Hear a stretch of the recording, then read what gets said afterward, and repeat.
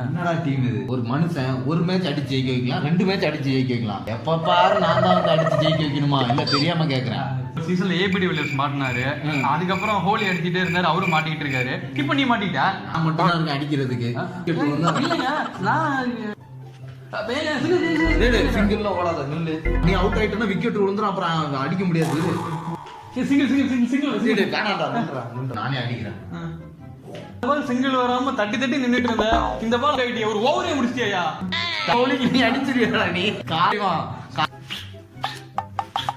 3 6 அடிச்ச. இததானே வந்து சொல்லிட்டு இருக்காங்க, நான் அடிக்கிறேன் கைக்கு மாத்துன்னு. இந்த டீம்ல எப்பவுமே ஃபர்ஸ்ட் 5 பேர் தான் அடிப்பாங்க, அடுத்த 5 பேர் அடிக்க மாட்டாங்க. அதான் இந்த டீமோட இந்த சீசன்ல எல்லாருமே நல்லா பேட்டிங் பிடிப்போம், பவுலிங் தான் வராரு. 3 ரன் அடிச்சா வின்னுடா, ஜெயிக்க வைடா.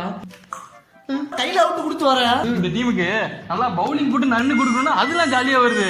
ஆனா பேட்டிங் பிடிச்சி ஜெயிக்க வைக்கணும்னா அதை விட்டு தோணவே மாட்டேன்.